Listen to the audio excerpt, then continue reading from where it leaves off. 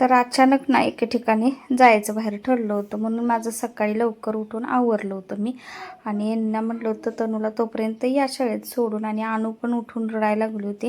म्हणून मी अनूला समजावत होते की लगेच जाऊन येतो, रडू नको, तिला काहीतरी खाऊ आण म्हणलं, अक्षू आणेल म्हटलं, आणि तू रडू नकोस. तर तिला घेऊन जाणं काही शक्य नव्हतं, का तर तिची पण तब्येत ठीक नाही आहे, तिला पण औषधं चालू आहेत, ताप आलेला आहे. आणि तोपर्यंत ह्यांनी तनूला सोडायला म्हणून गेले. मी म्हटलं अजून काही ना झालं. आणि नेमकं काय झालं, यांनी मोबाईल घरातच ठेवलेला होता, चार्जिंग लावलेला, आणि उशीर झाला यायला, त्यामुळे मला फोन पण करायला येईना आणि मला काहीच माहीत नाही. आणि आले ते लंगडतच आले. तर हे बघा, तर इथं स्वतःच लागले होते ड्रेसिंग करायला. तर ड्रेसिंग करून आले होते, पण काय ते निघालंच लगे, काहीतरी असं झालं. मग लागले ते घरात होतं साहित्य थोडंफार विकत आणलं जाऊन, मी चालत गेले.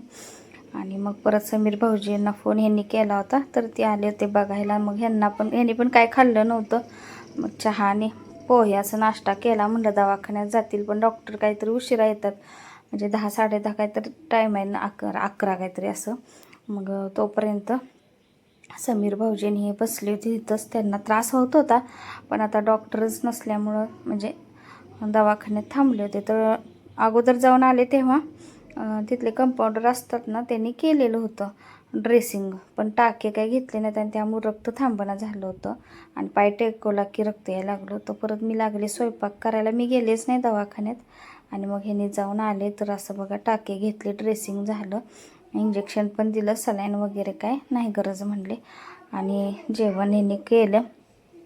आणि आता म्हणलं गोळ्या औषधं खाऊन विश्रांती घ्या, विश्रांती जेवढं घेईल तेवढं चांगलं आहे. तर आत्ताच ना जेवण केलं त्यांनी, आणि गोळ्या औषध होती त्यामुळं गोळ्या औषधं खाल्ली. आणि म्हणलं आता थोडं म्हणजे ठणका आता ते मारणारच म्हणा, दिले तर औषधं थांबायचं दुखायला, पण तेवढं ते आता दुखणारच, टाके वगैरे पडल्यात त्यामुळं. आणि सकाळी म्हणजे तनूला सोडायला गेले होते, आणि आम्हाला बाहेर जायचं होतं म्हणून मी आवरलं होतं, आणि म्हणजे आवरायचंच चाललेलं होतं. मग मीच म्हटलं, तनूला वेळ झाला होता अगोदरच, म्हणून मीच म्हटलं, यांनी नाहीच म्हणले होते आज तुझं, आणि मीच म्हटले की नाही सोडून या, जेव्हा तिला वेळ झाला म्हणून. आणि झालं. मग आता तनू आत्ता आली असते पण शाळेतून, आणि ह्याने पण आत्ता आले दवाखान्यात जाऊन. तर पप्पा मला सोडायला लागले होते, आणि जाताना तिथं एकदम का नाही 2 कुत्री आडवी आली, तर त्यामुळं गाडीवरनं पडलं. तर पप्पाला जास्त लागलं, मला काही लागलं नाही, थोडं लागले. तुला गाडी उचलायला आली का?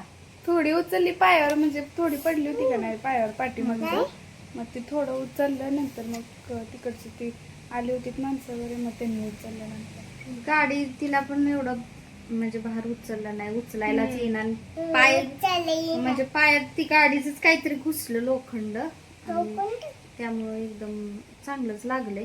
तिथे पायालाच टाके पडले, हाताला हे वगैरे गुडघ्याला पण लागले, इथं पण खरचटले, पण पायाचं चांगलंच हे झाले, आणि टाके पडले. आणि हे पण दिलं असेल म्हणा, आता औषध इंजेक्शन दिलं असेल आहे ना, झोप लागली. तर आता तनू मग काय, तनूला पण थोडं खरं लागलंय, तिच्या पण गुडघ्याला लागलं, चालायला येईना तिला पण. ती गेली तशी शाळेला, म्हणजे जातो म्हणून. मग ती म्हणजे शाळेजवळच एकदम पोचलीच होती, तर आता जायचं होतं अजून, तोपर्यंत रोडलाच तिथं झालं. आता झोपल्या त्याने म्हणलं, आणि काय सुचना मला,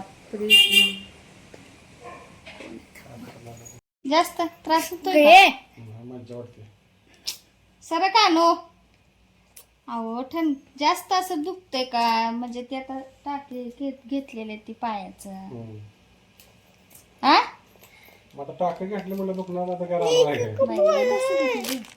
जाऊ द्या.